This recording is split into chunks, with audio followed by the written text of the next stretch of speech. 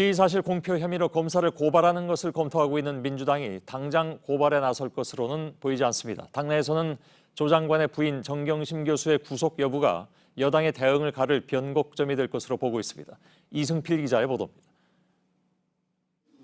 민주당은 오늘 또 검찰이 조국 장관과 관련한 수사 내용을 흘리고 있다며 거듭 경고했습니다.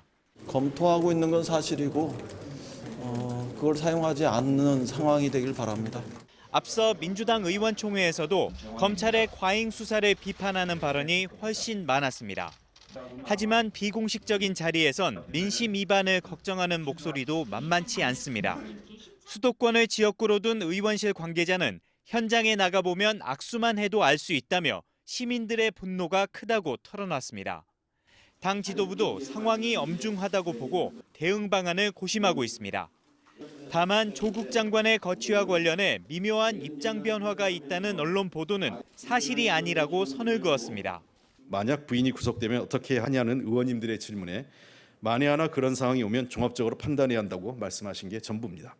당 핵심 관계자는 조국 장관의 부인 정경심 교수의 구속 여부가 여당의 입장을 좌우할 결정적 변수가 될 것이라고 말했습니다. JTBC 이승필입니다. 요즘 국회에서는 다음 주에 시작되는 국정감사에 어떤 증인을 부를 것인가를 두고 여야가 공방을 이어가고 있습니다. 여야가 부딪힌 지점은 대부분 조국 장관과 관련된 증인 문제였습니다. 박소연 기자입니다. 국회 정무위 회의가 시작되자 야당은 조국 법무부 장관 가족이 출자한 사모펀드 관련 증인 선정에 대한 불만을 쏟아냈습니다. 관련 증인을 한 명도 부를 수 없다는 민주당의 태도에 유감을 표합니다. 지금 여당이 정치를 국민을 보고 하지 않고 조국 장관을 바라보고 하는 정치를 하고 있다고 생각합니다. 야당은 조 장관 부인인 정경심 교수와 구속된 오촌 조카 조범동 씨 등을 증인으로 신청했는데 여당은 본질을 벗어나는 일이라면서 합의해 줄 수 없다고 맞섰습니다. 국민들은 이미 조국과 조국 가족에 대해서 많이 피곤해하고 있습니다. 결국 오늘 정무위는 조 장관 관련 증인 문제를 매듭짓지 못했습니다. 오후에 열린 국회 법사위도 지난 청문회에 이어 증인 채택을 놓고 부딪혔습니다. 국정감사를 완전히 조국 방탄감사로 만들려고 작심을 한 것 같습니다. 조국 장관 빌미로 해서 정치 선동작으로 만들려고 하는 국정감사가 아닌가. 법사위도 결국 증인 문제를 마무리하지 못했습니다. 대신 다음 달 15일 법무부, 17일 대검찰청에 대한 국감을 열기로 한다는 일정 정도만 합의했습니다.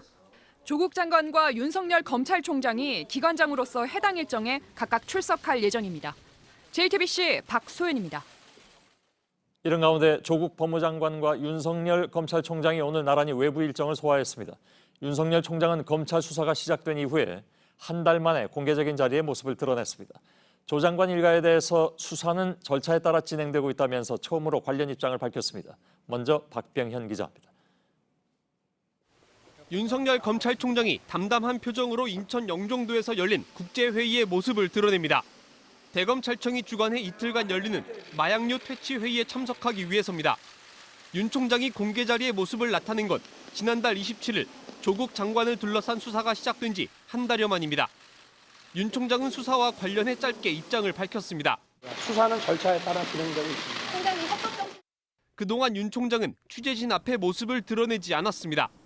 점심 식사도 대검 구내식당에서 해결하고 출퇴근도 지하 주차장을 이용했습니다. 현직 법무부 장관 일가에 대한 수사가 진행 중인 상황에서 불필요한 오해를 차단하기 위해서입니다. 특별수사와 마약수사 등을 지휘하는 한동훈 대검 반부패 강력부장도 함께 참석했습니다. 한편 다음 달 2일 법무부 장관과 신임 검사장과의 만찬 자리가 예정돼 있어 두 사람이 만나는지 관심이 집중됐습니다.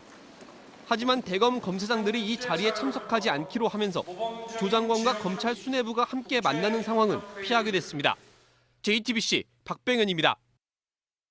또 조국 법무부 장관은 오늘 오전에 대전지검 천안지청을 찾았습니다. 지난주에 의정부지검에 이어서 두 번째 검사와의 대화를 위해서입니다.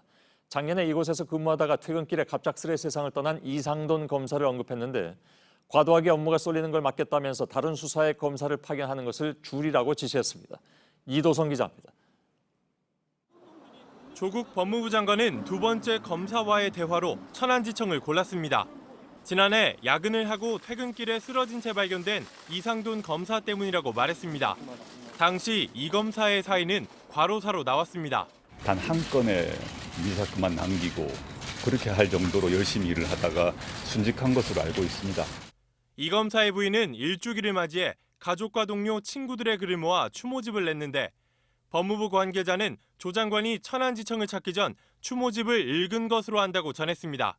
조 장관은 3시간 동안 평검사 13명과 직원 20명을 차례로 만나 검찰개혁과 인사제도 개선 등에 대한 의견을 들었습니다.